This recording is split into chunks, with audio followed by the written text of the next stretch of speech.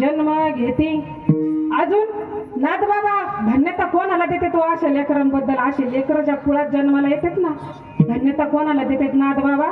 तर आई वडिलांना देतात. आपुलिया इथा जो असे जागता, धन्य माता पिता तयाचिया, कुळी कन्या पुत्र होती जय सात्विक. मग याचा हरिक कोणाला वाटतोय?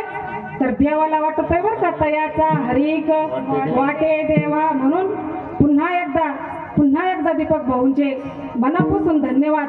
तर त्यांच्यामुळे आज मला तुमच्या सगळ्यांचं दर्शन झालंय विठाला.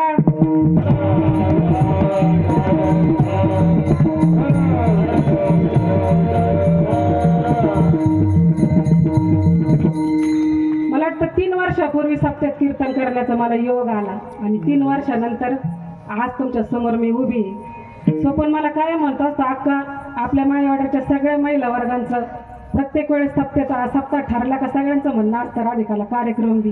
पण स्वपनचा स्वभाव असा आहे तर ते म्हणतो अक्का गावगाडा चालायचा आहे आपल्याला, तुला जर मी सारखे कार्यक्रम दिले तर सगळे म्हणते म्हणजे नाही का वेगळं होतं म्हणे. कारण गाव चालायचं सोपं नसतं, घर चालायचं सोपं नसतं.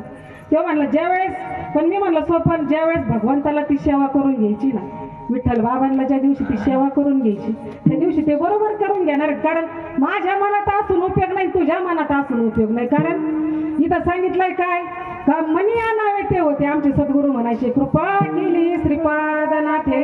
ज्यावेळेस सद्गुरूची कृपा होईल, ज्यावेळेस बाबांच्या मनात आलं, बाबांनी मला बरोबर बोलून घेतलं. कारण मला स्वप्न तर वाटलं नव्हतं का मला आता येत्या 13 तारखेला कुठं कार्यक्रम असेल. मी आपली निवांत होते कार्यक्रमात. पण हे सगळं आज जे घडून आले ही माई बाबांची कृपा आहे बरं का विठाला.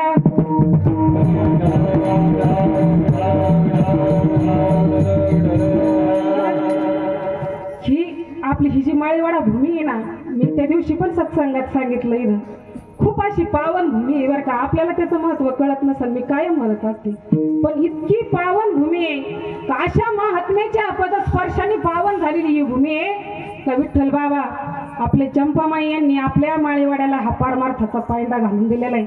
सगळ्यात अगोदर पारमार्थ त्यांनी आपल्या माळीवाड्यात आणलेला आहे. म्हणून किती जीवनात मोठं व्हायचं पण ह्या 2 महात्म्यांना विसरू नका बरं का विठाला.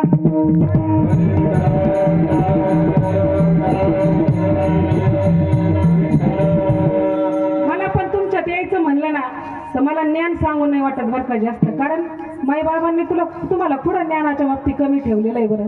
कारण राजहंस बनवलेलं आहे बाबांनी तुम्हाला, माईंनी. कारण कावळे बगळे नाही बनिलं बरं का, कावळे बगळे बनिलं नाही त्यांनी, राजहंस पक्षी तुम्हाला बनवलेलं आहे. कारण राजहंस पक्षी काय खातो तर मोत्याचा चारा खातो बरं का. तो त्याला असं तसं दुसरं काही आवडत नाही. तुमच्यात यायचं म्हणलं का मला असं वाटतं ज्ञान सांगूच नाही. कारण 2 तास जरी मी तुम्हाला इथं विठ्ठल बाबा माई विठ्ठल बाबा एवढेच 2 जर विषय सांगितले ना तर तुम्ही 2 तास काही 4 तास इथून उठणार नाही ती विठ्ठला.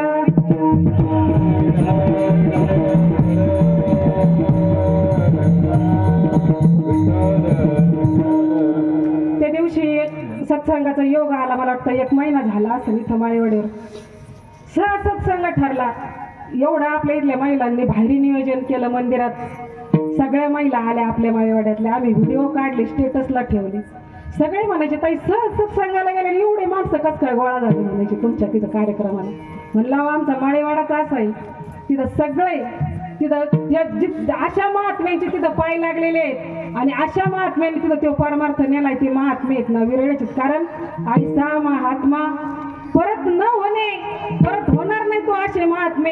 आम्ही महाराष्ट्रभर कार्यक्रमासाठी फिरवतो, सगळीकडे फिरवतो. फक्त आहे ना याचा बाजार चालू आहे सगळीकडे.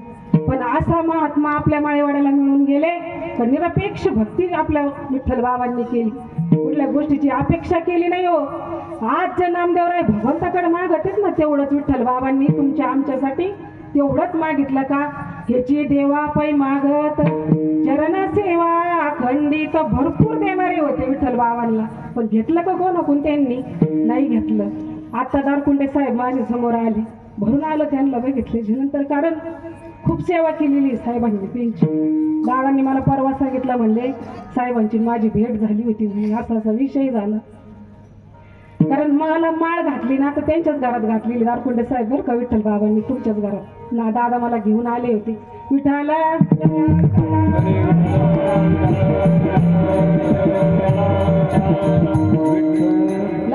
लहानपणापासून बाबांचा सहवास घडला, पवित्र कुळ मिळालं आणि हा कुळात माझा उद्धार झाला. आज मी तुमच्या समोर उभी आहे, इथं कीर्तन सांगण्यासाठी नाही बरं का. कारण कीर्तनकार कोणाला म्हणायचं जे शिकलेले आहेत. आम्ही कुठं शिकायला गेलो नाही, आम्ही घरी तयार झालेलो आहेत बरं का. श्रीपाद बाबांच्या खाणीत तयार झालोत आम्ही. काय त्यांना दिसलं असं आमच्यामध्ये, जसं माऊलींनी 4 पायाचा रेडा बोलवला, माझ्या श्रीपाद बाबांनी 2 पायांचे रेडे बोलवले बरं का, तुमच्या आमच्यासारखे. मला अनुग्रह ज्या महात्म्यांनी दिला ना, त्या महात्म्यांनी मला काहीच विचारलं नाही. वालचंद नाना मुरुमकर कोयाळ पिपळायचे, ते फक्त म्हणले बाई तुला माळ कोणाची आहे? म्हणलं मला नाना विठ्ठल बाबांची माळ. अरे लय मोठ्याचं लेकरू आहे म्हणले, तू काय बघायचंय. लगेच अनुग्रह दिला मला एका क्षणात त्यांनी. आणि विचार करा, असे महात्मे आपल्याला मिळालेले आहेत. विठ्ठला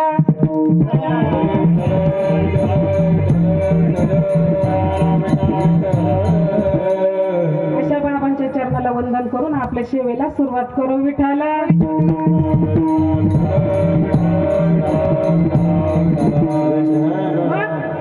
अभंगाच्या पहिल्या चरणात नामदेवराय सांगत आहेत का, ह्याची देवा पै मागत चरण सेवा खंडित. मागणारे कोण येतात? तर नामदेवराय येत. विशेष असे मोठे अधिकारी येत मागणारे, आणि देणारा कोण आहे? हो भगवंत आहे.